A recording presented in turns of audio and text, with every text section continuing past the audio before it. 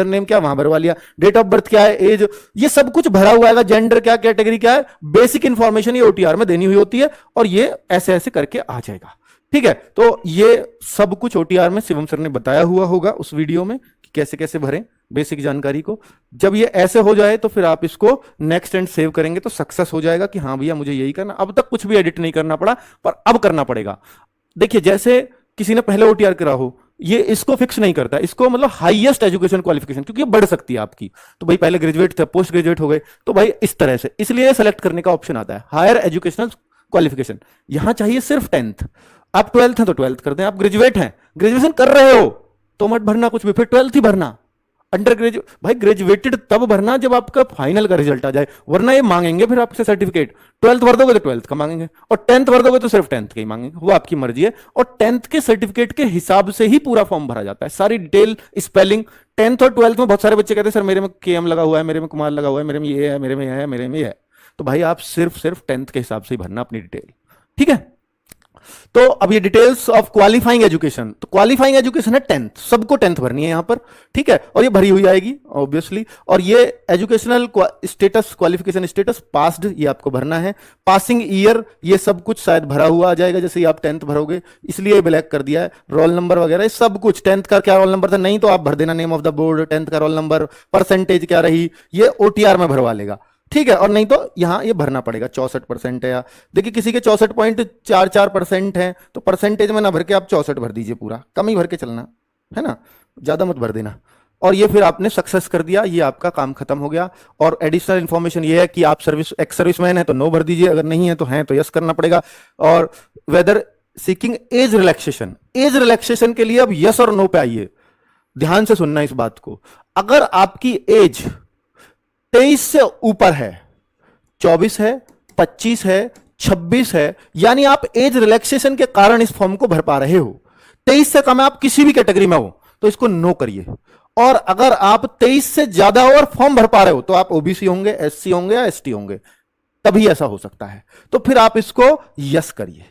Yes करके फिर वो आपसे ओबीसी कैटेगरी का कोड पूछ सकता है, अगर आप ओबीसी में हैं तो एससी का कोड, ये फिर अपने आप यस करने पे खुलेगा।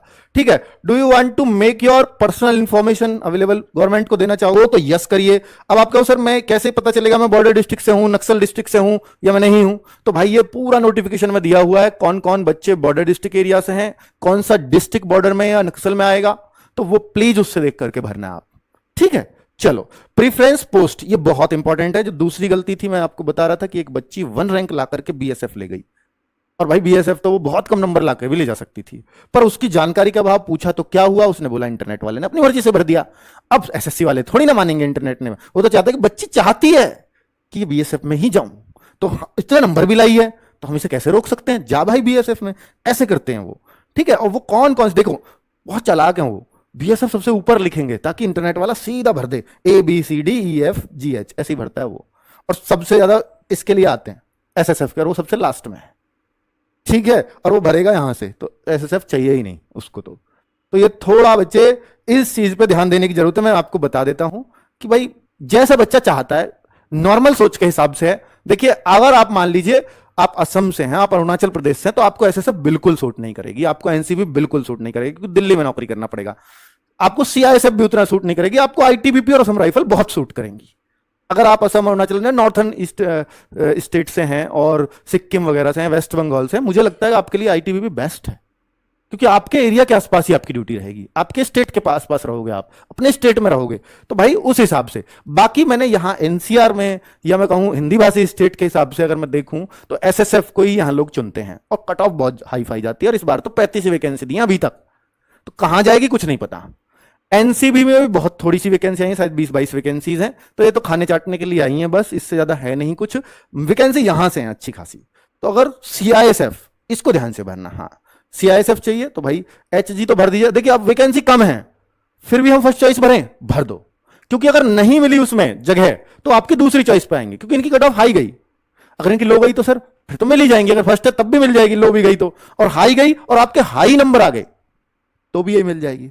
मान लीजिए गलती से किसी ने ये ऊपर भर दिया एसएसबी सबसे ऊपर, कि जिसमें वैकेंसी ज्यादा है या सीआरपीएफ में ज्यादा है, इसे ऊपर भर दूं, तो भाई आपके नंबर बहुत ज्यादा आ गए, बहुत अच्छे आ गए। आप चाहते हो सर अब तो मेरा तो इस पे भी हो जाता, तो फिर कुछ नहीं हो सकता, मिलेगी यही आपको फर्स्ट चॉइस जो चाहते हो। वो कहते हैं इतना नंबर इसलिए लाया है ताकि इसे ले सकूं, अब उसकी कम गई तो भाई फिर कुछ नहीं हो सकता। ठीक है, इस बात को समझो।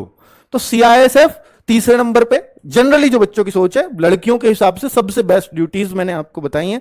एसएसबी डी भर सकते हो, सीआरपीएफ सी भर सकते हो। इनके लिए अलग अलग मैंने काम बता रखे हैं एक वीडियो में कि भाई किसका क्या काम होता है। तो ये सीआरपीएफ एक पुलिस फोर्स है, जैसे हर स्टेट की अपनी अपनी पुलिस फोर्स है, यूपी की अलग यूपी पुलिस, हरियाणा की हरियाणा पुलिस, ये केंद्र की पुलिस है सीआरपीएफ।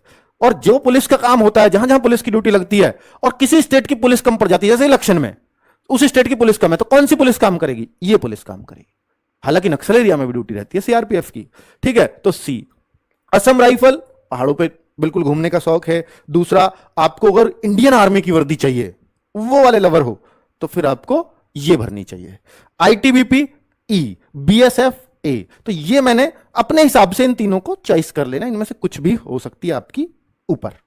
तो ये मैंने उसी हिसाब से कि जैसे देखो यहां पे कोड था एसएसएफ का एच, तो H G B D C F E A, तो H G B D C F E A, क्योंकि अगर आप ए पहले भर दोगे तो वो कहेगा बीएसएफ पहले चाहिए।